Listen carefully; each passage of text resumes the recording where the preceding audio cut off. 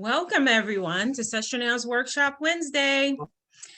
Tonight, we are having a presentation by SestraNow's investment team.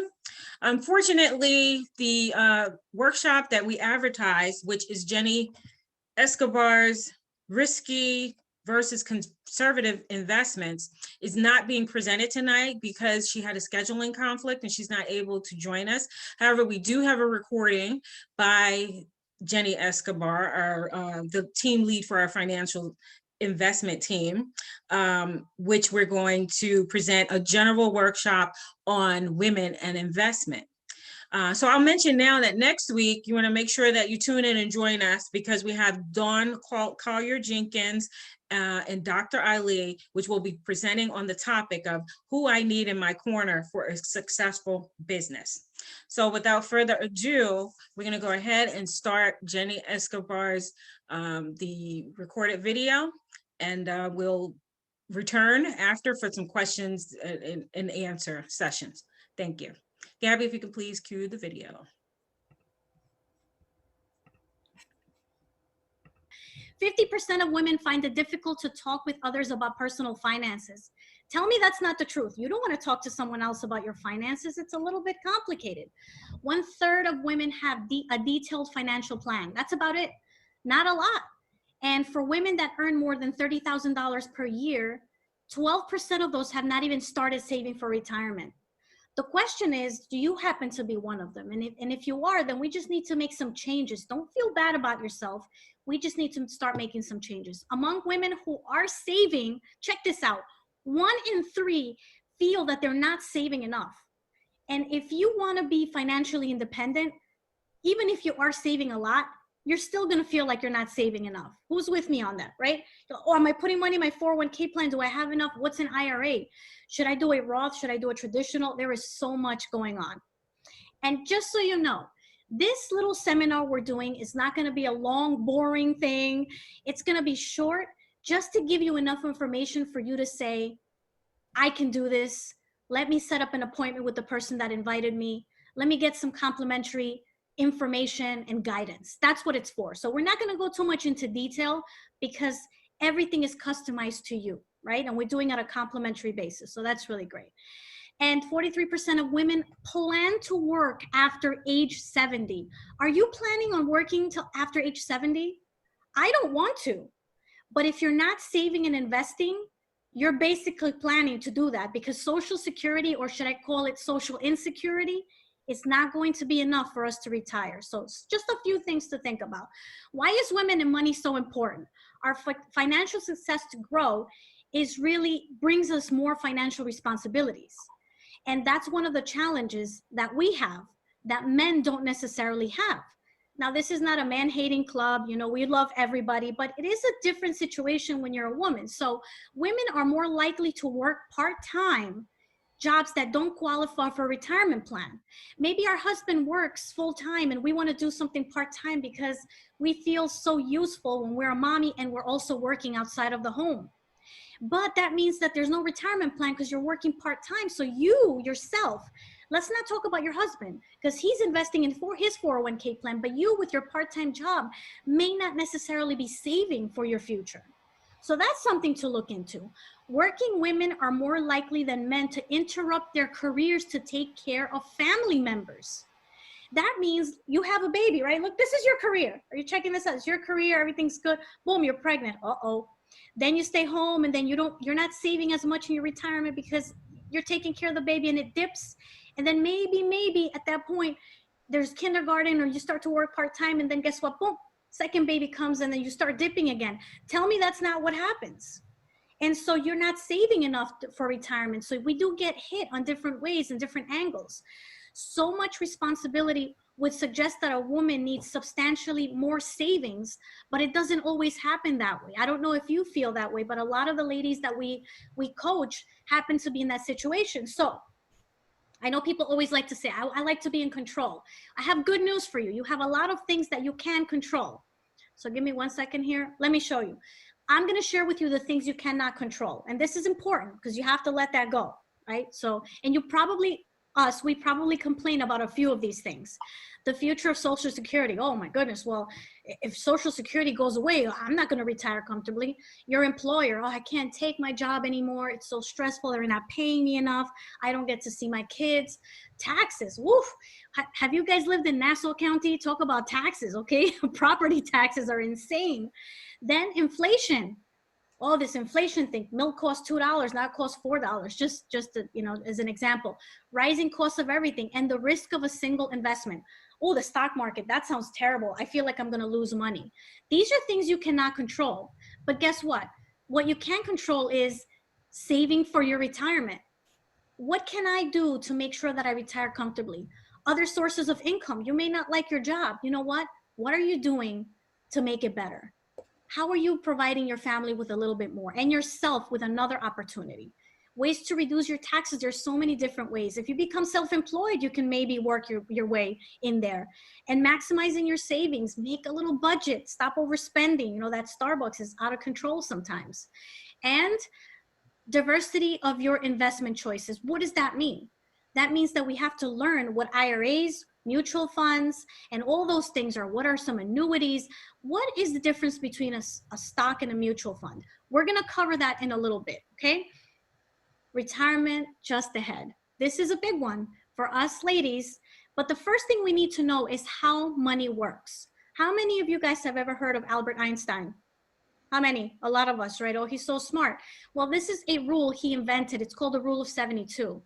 And all you have to do is take the rate of return that you're earning on your money, divide it into the number 72, and that will tell you how long it's going to take for your money to double. So now there are no more surprises. If you take $10,000 and you leave it at a 3% rate of return, look at how long it takes your money to double. So let's not even talk about $10,000. If you have a dollar right now, at 3% interest rate, it'll take that dollar 24 years to become $2. How do you feel about your savings account or your CD? Not too good. And maybe we get some rate of return, 6% somewhere. But then this is where learning and applying what you learn and not being afraid just because you don't know information, you take action. Investments, open up a little IRA, put money in your 401k plan at work. How many of you guys, ladies, work in a place that offers a 401k plan, but we're not enrolled in it? If they match, we should totally be doing that, okay? So this is the rule of 72. At a 12%, averaging a 12% rate of return, your money doubles every 6 years. It's a huge difference. I don't want to bore you with too much of this information in detail, but this rule will change your life. You have to make sure that it's working for you and not against you. Look at this. I can't. It's so great. I love this rule. I get so excited when I see it. So the importance of rate of return. I'm going to share with you a few things here.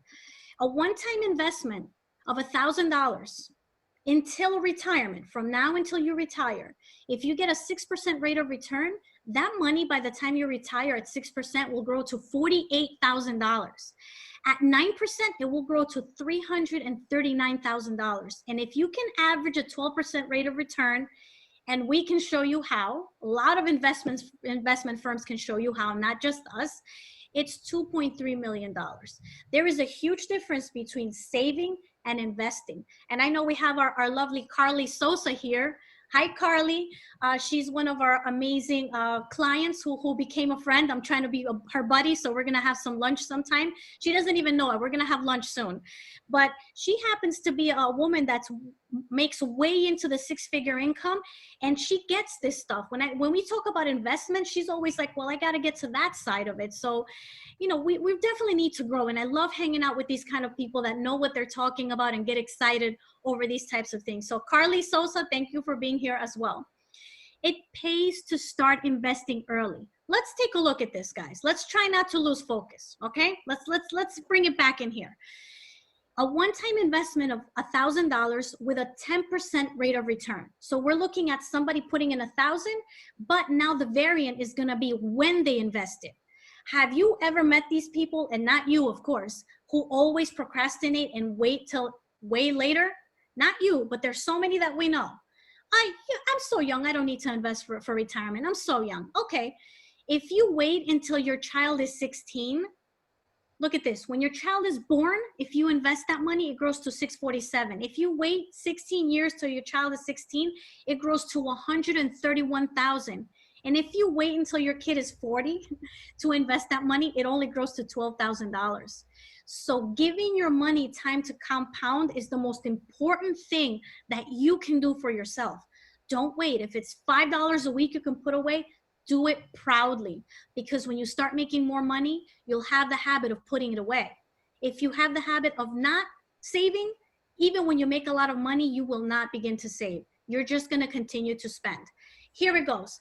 Well, Jenny, I don't want to invest in the stock market because it's very risky. And usually we say that out of ignorance, out of lack of information, not because we want to be defiant or we don't want to save and invest. So let me ask you a question. If you were going to get in an elevator, would you want to get in an elevator that has 1 cable or 4 cables? Show me by a hand, 1 or 4. All right. Okay. So 4. Yeah. Why is that? Well, because if one breaks, I still have 3 that can, help me stay alive. Well, that's the difference between a stock and a mutual fund. Mutual funds, you get a bunch of cables, meaning you get to invest in Google, Panasonic, Apple, Trader Joe's, and you pool your money and you become an owner with all these other companies. And that's the difference. See, you have to learn a little bit more. So we're not going to get too much into detail with this, but we can definitely give you more information. So let's go to the next one. If you happen to be working, you should be saving in your 401k, especially if they match. Because sometimes for every dollar you put in, they match 50 cents. Guess what? It might not be a bad idea to do that. Some of us here, like I happen to be self-employed, or you're a stay-at-home mom and you're not necessarily working outside of the home. I know you work at home, believe me. That's why I like to work outside of the home. It's a lot easier, by the way. Being home is a lot of work. If you happen to be self-employed, a business owner, you need to start investing. And one of the simplest ways to do that is to start your own individual retirement account. It can be a Roth IRA or a traditional IRA. We can give you more information on that. This is just to kind of give you some knowledge on this. Okay, so the 3-legged stool, we're almost done talking about retirement. This is so impactful, and I like this example because we believe Social Security, right? In order for your stool to be steady, you need these 3 legs: Social Security, company pensions, and personal savings. The problem with that is that Social Security is not that reliant. Company pensions are like dinosaurs. When was the last time you heard someone who actually has a pension? Not that many. And personal savings, that's really the only thing that you can control. So you have to put a lot of effort into the personal savings part, all right? And that is so true. Debt-free. I know none of us here have debt, but we know people that do. So let's just try to get this information so we can help them get out of debt, all right? So how do you become debt-free? It's not that tough. So let's talk about the bad news of compounding interest. We just talked about how it can work for you with Albert Einstein's rule of 72. This is how it works against you when you take out this revolving debt. And sometimes you purchase things, or we purchase things, because we are emotional and we feel like buying it, but we don't really need it. Don't tell me that that's not you, all right? Because even sometimes I do it, but it's in my budget. So you have to make sure it's in your budget, then it's not bad. You're not getting into credit card debt. If you pay it cash, it's okay. Did you know that if you buy something that costs $3,000 with no more purchases and you only make the minimum payments, it will take you 10 years of your life. So imagine I bought something right now, I'm 40. By the time I'm 50, like getting close to viejita, I still have this debt and I'll pay $2,000 in interest. Do you think it was worth buying that $3,000 situation? Now, I don't want to make light of the fact that if it is an emergency, guess what?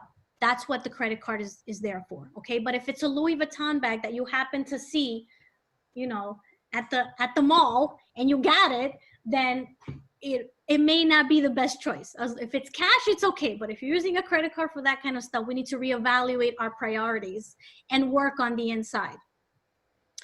Revolving debt versus fixed debt.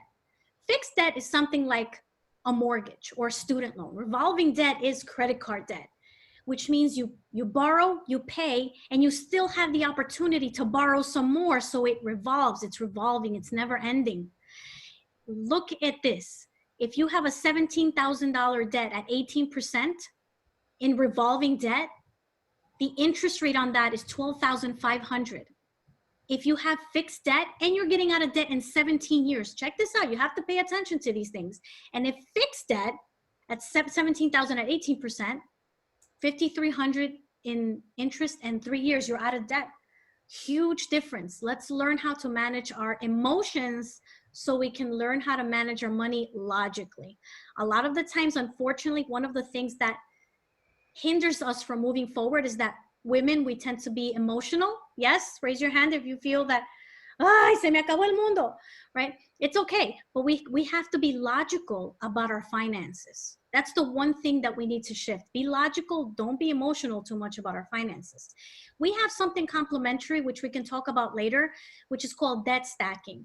We can show you how to get rid of your debt a little sooner and save some money just by doing what you're already doing. So we can give you some more information about that.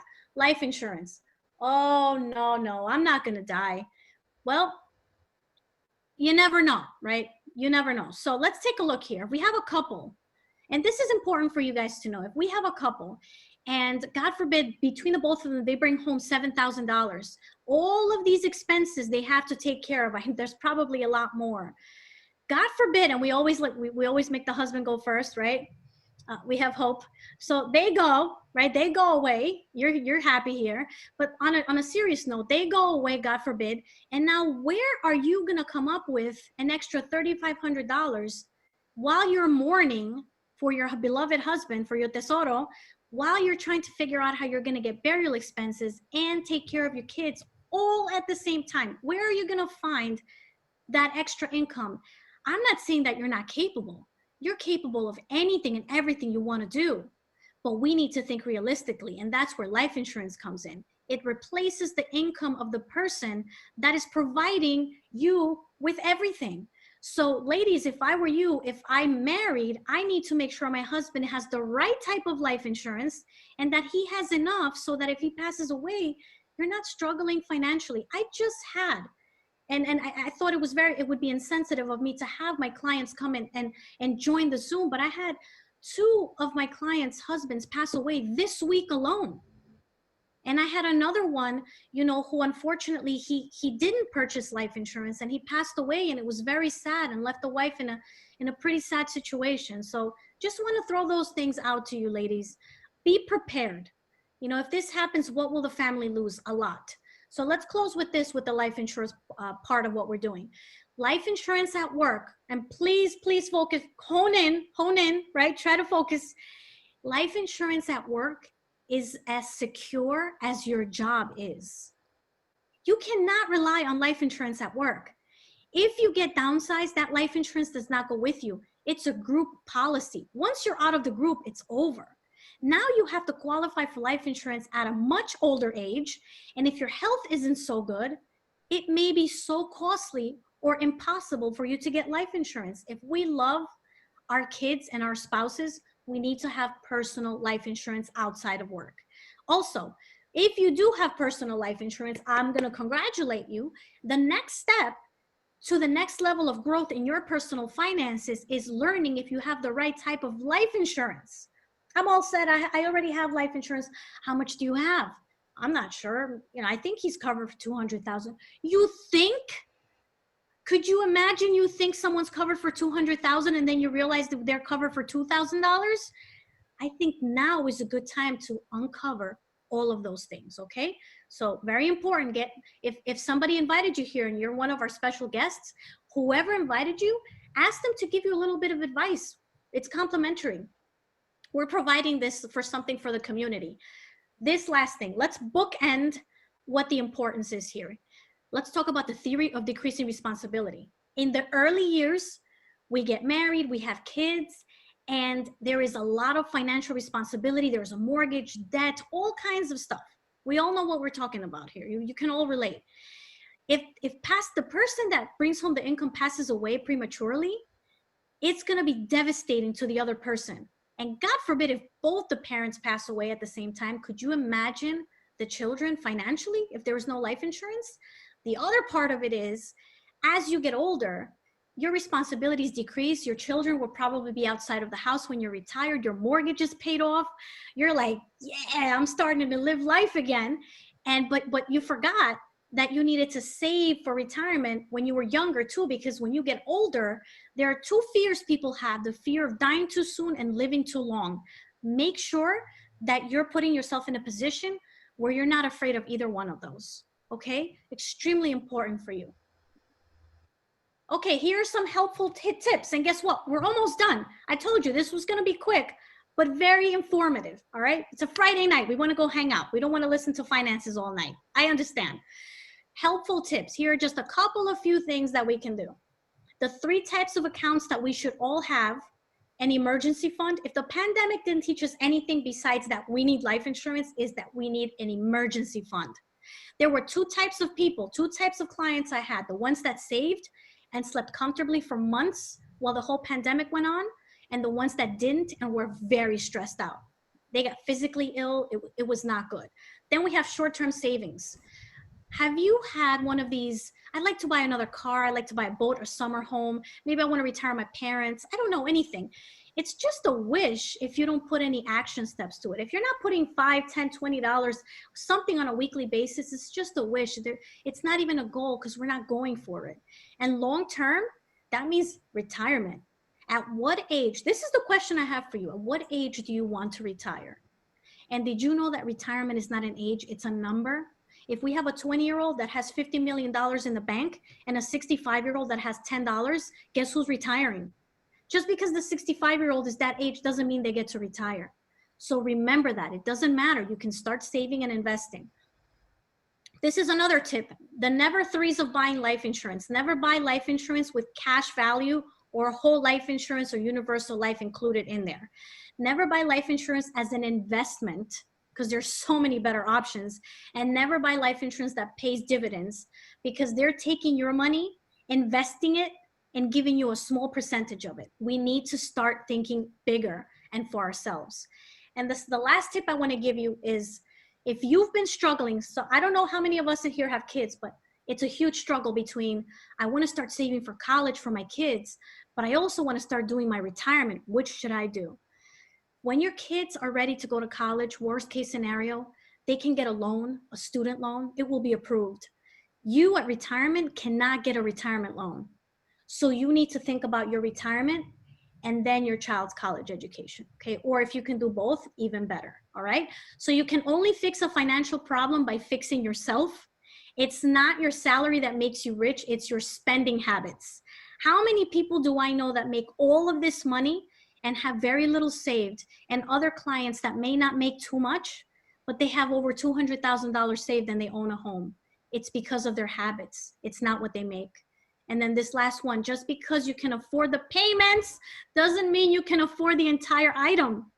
Remember this. If you can't buy it in cash, maybe you shouldn't.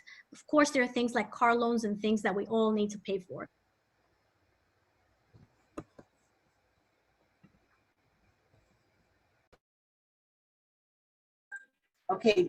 Okay, ladies, that was very informative. That was very a nice little recap of things. And this is not the first time that we've given you a kind of a general sense of investment and planning and savings and stuff. So we're really grateful for that presentation by our investment team leader, Jenny Escobar. And so at this time, I'm going to, Gabriella's here, who's also part of the investment team. She's our youth leadership for SestraNow. And so if you have any questions, general questions, we're here. We're going to fill that at this time. And just as a recap, I guess I could ask a few questions. I love the way that she said, she towards the end when she talks about the 3 different types of savings that you could have. Because when you look at savings, right, you usually look at it as, okay, this is my savings account and this is my checking account. And so what can you remember what the 3 different savings, the 3 different types of savings we should have? I know one of them was saving for retirement. That's the last one. Anyone else? Emergency and short term. and retirement. Emergency, yes, emergency and short-term savings. That seems pretty sophisticated to me. And I mean, but you know, you're in luck. We have a lot of women, a lot of members from SestraNow who have this expertise and can give you the guidance. And you can start with the investment team. Anything else that you would like to point out that you learned tonight, or that you think it's important for us to emphasize, reiterate? I love the way she broke down the 72, where she says how long, you know, in the different years, depending on what you're saving, if it's 3% versus 6% versus 12%.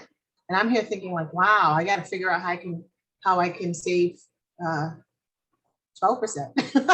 Yeah, that was amazing. 1,000 to 1 million something. 2 million, I think. 2 million. It's crazy. I wish I would have done that when I was younger. Right, that's what I was going to say. One of the most important things she said is that the sooner you get in, the more money you can make, because if you put $1,000 in, it keeps, you know, doubling and doubling and doubling and doubling. And so it's even better for you to put $1,000 when your child is born and for them to have it for years than for you to even put like maybe 20,000 later, you know? That's a good point, right? If you just make that one pot, like that, like, you know, just one lump sum when they're babies, when they're born, and just let it grow. That's Right. a good point. That's a good point. Yeah, a lot of people say time in the market is everything. So I guess I mean, that also applies for all different types of investments, whether you're in the stock market or investing in anything else. I would like to know, because, you know, I'm learning so much about life insurance, but I would like to know, is it better to, you know, life insurance is kind of in the event that your loved one dies. But what for a child, rather than investing it in life insurance, I don't know if that's what she was getting at, but how would you take that same $1,000 and invest it into the market, as opposed to, like, how would you recommend that? Or in addition to life insurance, because life insurance is a good thing as well. Right. So taking that, I think I'm not exactly sure how life insurance works, so I can't say fully, but when you put it in the market, especially if you're the one that's in charge of it and you're learning how to do it, you can have infinite upside, whereas life insurance, I think, has a set amount that you're going to have depending on the time. Right, that and you put aside a certain amount of, and I also love the point that she says, you don't look at retirement as an age, you look at retirement as a number. Like, how much money do you think you need to have in order to be able to comfortably retire? And so according to that, that's a better gauge, because you can retire at 50, right? You can retire at 50 and be able to have the money that you need so that you could retire.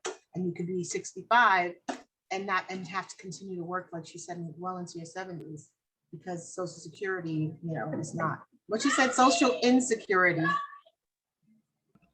Right. I mean, this is a very interesting topic, because I think that a lot of young people, you know, my age and a little older or younger, already have that mindset of what you know, that whole notion of you have to be a certain age to retire. Like, we're seeing so many younger people just come and kill it, and you know, they can retire. I mean, that's the mentality. So I think it's different. There's like a life path that Generation X or even some older millennials and then, you know, and back kind of have, that this is the way things have to be. And the younger millennials and definitely, you know, last generation are kind of like, since it's the you know, everything is moving so fast, a lot of people are in that mindset of, I don't have to wait my whole life to do something that I want to do. Yes, we have a comment, says also giving stocks instead of Pampers, clothes, or bonds, diverse bond. It depends on what kind of what life insurance. Okay, that's another answer. That's not the response. Would you like to speak to that, Princess? That was your comment. You said a diverse bond or bond. Can you tell us what the difference is between diverse bonds? and The funds? life insurance she was talking about, you can get regular life insurance, which is, it has term limits, sometimes 70, but the life expectancy has changed. So I'm not sure, depends on what company it is, because people living longer than 70 now. So you're paying into this thing, and then after 70, that's it, it finishes. So if you live past 70, you get nothing because you passed the term.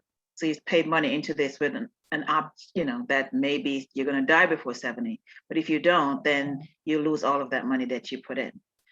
Where if you get whole life, you can still get term, and some people offer whole life attached to it, which is that cash value that she talked about. It depends on who you talk to. Some might say, well, I can get term that has a whole life, which as a cash value, you can cash out part of it because you're building into yourself. And what she was saying, she said not to do it that way, because then you can take that money and invest it for yourself. You can also do get that. better returns, get a return. Right. But could you please speak to what's the difference between bonds or diverse bonds? Is that two different? Is that a distinction? Bonds you can get, it depends on what kind of bond you're going to get. You can get a bond where it could be like if you're buying for a child, you can go to the bank and you can get a savings bond or something like that, and it's like a 7-year, and you get a higher rate as opposed to putting into a regular savings.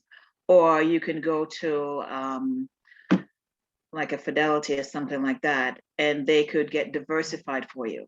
So you're not just investing in one thing. You're not in one basket. You have different areas that they put money towards, and it's like a pool. So if the market, it's like stocks. If it goes up or down, then it works that way. Yes, and we have a comment here that a question. She said, "Don't get whole life," right? Yeah, the recommendation was to not get whole life. I can speak on it a bit because I am a licensed life insurance agent and I just passed the exam. So I did learn the difference between term and whole life. And I had a whole life plan, and I learned from my studies that it's more beneficial. She's advising you not to do the whole life because it's not all it appears to be, because it is marketed, but most companies market the whole life insurance as if it's a savings. And I don't know if everyone is familiar with like the Gerber life plan, where you have a baby and then you pay into this life plan, and they say if you start paying from when they're a baby, you will develop enough funds to eventually pay for their college education. The problem with that is the agent doesn't tell you that it's life insurance. And as Tika Ann commented, life insurance and investments are separate, and stocks are separate. You don't look at life insurance as an investment for your current living situation. You look at life insurance as an investment in your family and in your family's future, because the life insurance, what it's supposed to do is replace your income. If you're the provider, the life insurance replaces your income should you be the subject of a premature death. So for example, in the slide, you see the husband disappears, and there was so now she lost that half of the family's income. But if he had life insurance, term life insurance, it would kick in, and what you should have is enough income to replace that spouse's income. So the reason they say don't do whole life insurance, or the reason Jenny said in the presentation don't do whole life insurance, is because it's similar to the Gerber life insurance, where it's marketed as if you're having the savings. And in a way, they give you the dividends, and they are giving you money back over the course of the life insurance, the term of the life insurance. But that's your money that they're giving you back. And what happens eventually, you pay, and you're paying less for the whole life than you would for the term life, maybe, right? But what you're doing is, they don't tell you that the more time that passes by, is that this insurance, they tell you it's paying for itself. Yes, it starts to pay for itself, and they ask for less money from you. But it comes to a point, like Princess says, where there's no more money. If you pass away, you're thinking you're going to collect this $100,000 policy, and they say, whoa, right? They say, well, we've paid you back you took this amount in loans, so that reduces the actual payout. We've given you this amount in dividends, that reduces the actual amount of payout. And you've been through, you haven't been paying your premium, right? Because you've been paying into it. You've been letting it pay for itself. So paying that premium, it goes back to the company, but it reduces the ultimate death benefit. And that is why she's advising, don't get whole life and get term life. Buy the term that you think you need, which will, when you buy the term life, you will get what they call, you will get what they call, where it will be, when the term expires, you will have guaranteed insurability, is the term that they use. And so that means that you don't have to, again, do medical exams and all of that. Like, you're guaranteed to get life insurance renewed, but it may be for a higher amount for the term life. So the guaranteed insurability is the benefit of the term life. And you don't have the savings aspects to it for the term life, but it's more definite life insurance. It gives you what the purpose of life insurance is to replace the income from that person, from your loved one that passed away. And it's not something that is completely obsolete or no purpose to you at a certain age. And they will not tell you that. The agent will not tell you that. So that's what I learned from my my lessons. And you know, and also if you do have children, if God forbid one of your children pass, at least you have some money, you know, to be able to bury them, or it's something that, you know, you'll be able to get some kind of benefit from whoever it is being insured. Whoever it is that you are insuring, that is money that you're, you know, of course the person is more important, but it's even losing a child could be something that could be devastating financially. But this was a general investment presentation, and I think at the very least, you know, we should all be saving. You know, we have a savings team, and the whole idea is to let your money work for you. Let your money make money for you. If you put it in just in a savings account in a bank, you might get, you know, a fraction of a percent of a return, while the bank is making all this money off of your money. But we need to learn to be smarter with how we manage our money and let our money make money for us. So, you know, just take the step to become educated, to have more options. And, you know, because we're all on this path towards working towards financial freedom. But, you know, that's it, unless we have any other question. We have Paulette on Facebook asked, could Princess explain the difference again? Paulette, if you're still there, if you can say, clarify what you mean, the difference between what?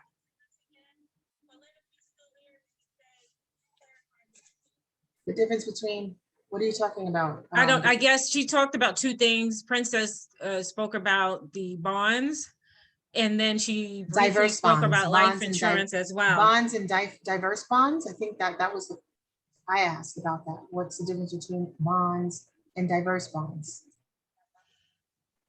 I did talk about the difference between the life and the whole life. So I'm not sure if that's what she meant.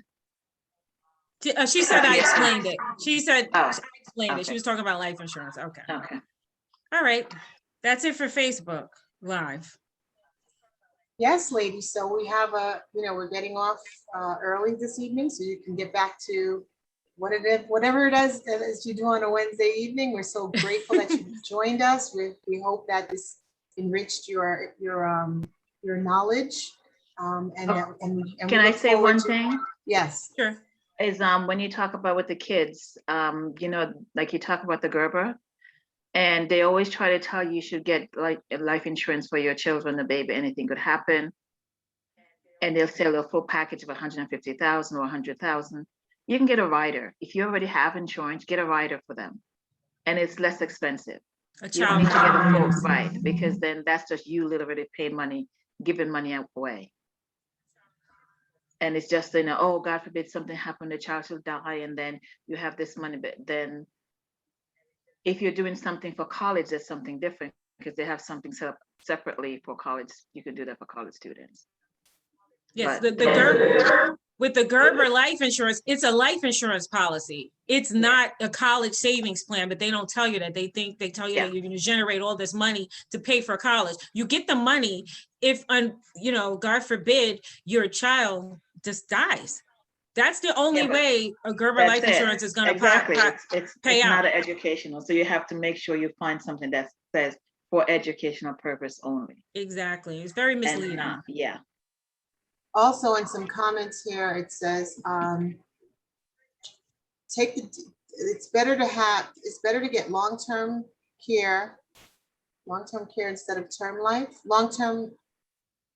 Meaning long-term care. For example, if you get sick, when you get older, you need to invest in, because I've been talking to somebody about that today, put something in place where you have long-term disability or something of that nature. We all need to have that, so that our children are not burdened by anything happening to us. If you have that in place and you have to go to, you don't want to go to a nursing home, you can find the best nursing home. I was talking to a friend of mine who his mom has dementia, but then that's not something he thought about. And it's $8,000 a month to get in a good one. So if you don't have that in place, then you have to, like on my uncle, he was just in a regular nursing home and I didn't like it, but that's what that could afford at the time. Because he didn't have. I didn't know about that. Yeah, so that's so that you can buy into an insurance for long-term care. Yeah. And even if you're not working and something happens, you can still get fund from that, because then something happened to you and you can tap into that and then you just continue paying it after. And some other type of insurance, they have these homeowners insurance policies, like it's a supplemental one, complimentary one, where if something happens to you, your mortgage gets paid off. Right. Those kind of things. But so in general, we encourage our members. This is very important. These things that we're sharing with you week after week. We're doing it because we ourselves are benefiting from it, but we also want to make sure that we're all leveling up. And you can't say that you didn't know. I was just going to say that. If you didn't know, now you know. Now you know. Let me see. There was something else. It says, learn how the bank makes their money and do likewise. Right? Yes. Exactly. Let's be vigilant. Yes. Okay, so good night, everyone. Next week, we're having a presentation Stephanie mentioned we're having it's by Dawn Collier-Jenkins and Dr. Ali, who's her coach. They're presenting on the topic, Who I Need in My Corner for a Successful Business. This is the business startup team presenting next week, Wednesday at 7 p.m. Eastern.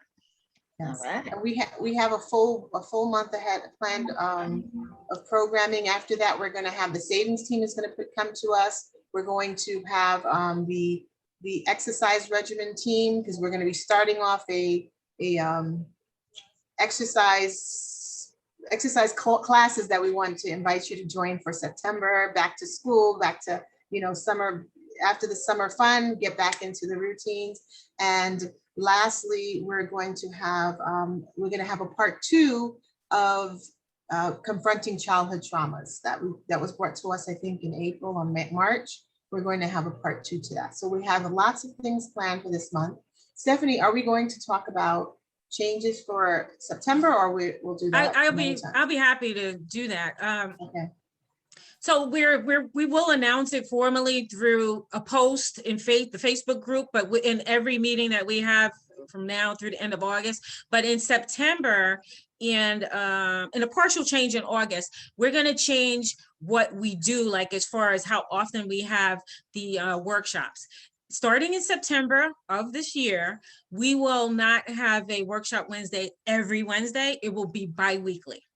Okay, we've made the decision to do it every other week. Everyone is busy. We want to have more attendance, participation, and that way we can advertise and everyone can set their schedule, because you will know that at least twice a month we have these workshops, and maybe we can have, hopefully we can have better, more participation, more engagement with you guys, because we want to get to know each and every one of you.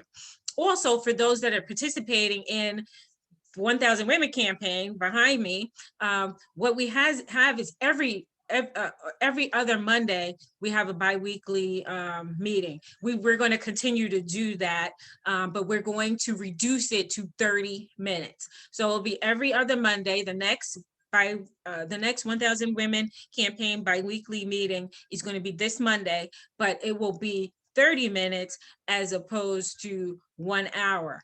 The other 30 minutes, we will be doing our upper leadership meeting, which we will start to have that bi-weekly as well, but it will directly follow our 1000 Women campaign. So we'll continue to make these announcements, but these are just two major changes that we're going to implement starting in August for the leadership meetings, and the workshop for September. There will be 2 workshops in every month.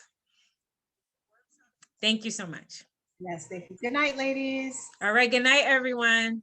Hey, good night. Thanks Have for a good joining evening. us.